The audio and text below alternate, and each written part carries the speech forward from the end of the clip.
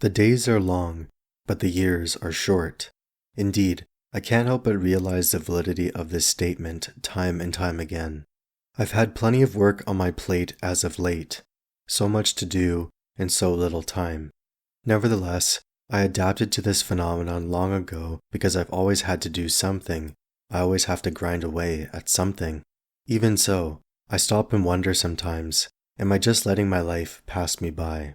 Am I missing out on and turning down less conspicuous but key moments with loved ones because I need to keep marching along this path towards success? Each time I gaze upon my calendar, I witness how I've reached new milestones and how I improved so much from before. However, I also realize, like everyone else, that I'm getting older and the time I have left is gradually fading away with each passing day. So, I tend to ask myself, am I experiencing all that I wish to experience, or am I allowing my life to pass me by in the pursuit of something vain? As you may have gathered, today's discussion pertains to how life can easily pass us by if we aren't cognizant of it. Evidently, we get so caught up in worrying about the future that we can't focus on and be thankful for the present moments. Now, there's nothing wrong with striving for better days, but we must also remember that those days aren't guaranteed.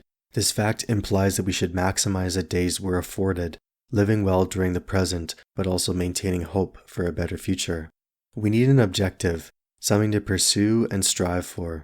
Yet, in the same vein, it can't become the sole obsession. There's more to life than just work, for example, and this is something I have to remind myself when I become stuck in a tunnel vision where I'm grinding towards some achievement. You cannot allow your life to pass you by, otherwise you'll soon reach the end of the road with no more time to satisfy those unfulfilled hopes and desires that still remain. To begin, why is it so easy to let our lives pass us by? A few reasons ostensibly exist. One reason is because life is evidently difficult. There's great worry, suffering, and hardship, and we must find some method of managing these elements lest we succumb to them. Work is a necessity because we must provide for ourselves, first and foremost the basic necessities before we can consider any luxuries. This task becomes more arduous when you have others to provide for, like children and dependents who rely on your efforts, not only to survive, but thrive in spite of life's challenges. This endeavor, that of mitigating hardship through work, is something that easily contributes to life passing us by. We get so caught up in worrying about work, finances, and other applicable matters that we forget to savor more peaceful moments. This is especially true during those circumstances where life becomes overwhelming.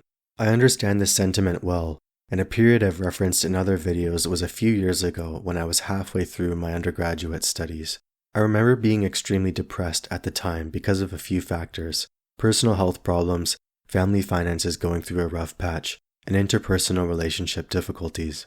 Although the situation appeared bleak, I still had numerous elements to be thankful for, but I refused to acknowledge them because my perception clouded my judgment. Life is difficult, and there is suffering, yes, but it doesn't always have to be that way.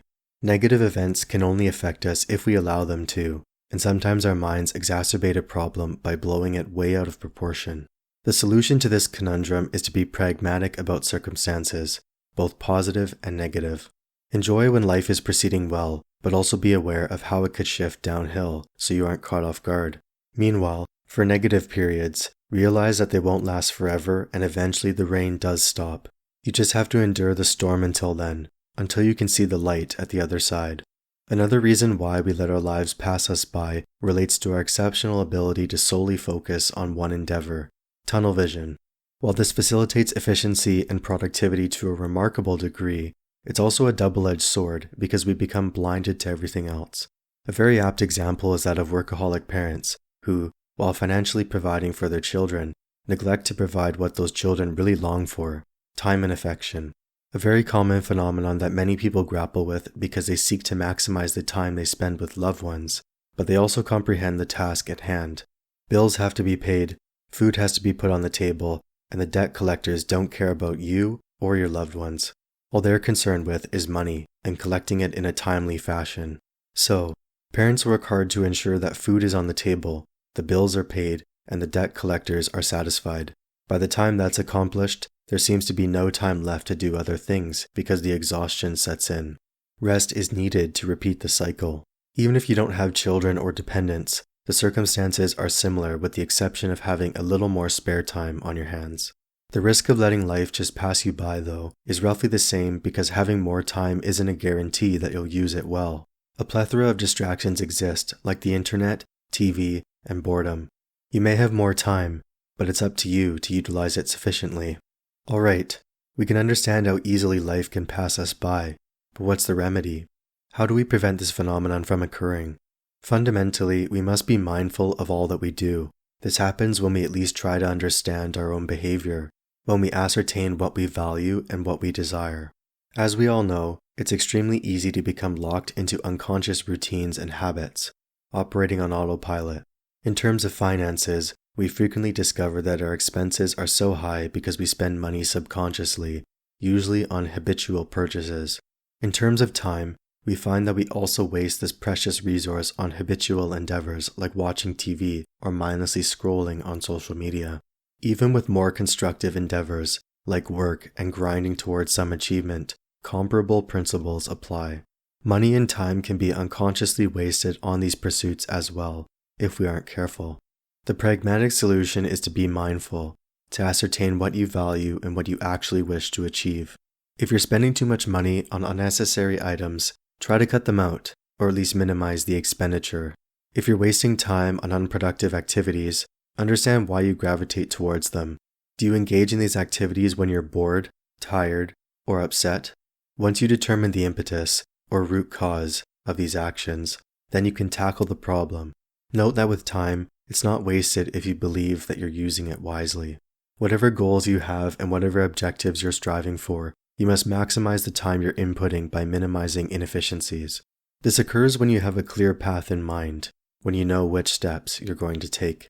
Uncertainty will still exist, but you can be reassured because you'll attenuate the uncertainty through actions on your part. Life will pass you by if you're drifting on autopilot. Prevent this from occurring by taking a step back every now and then. Reevaluate your priorities and make sufficient changes as you see fit. The days are long, but the years are short, and so you must ensure that these very short years are well spent.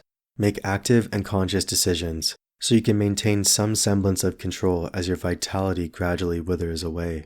That way, when you're at your twilight, you can reflect and be truly satisfied with how your life has proceeded.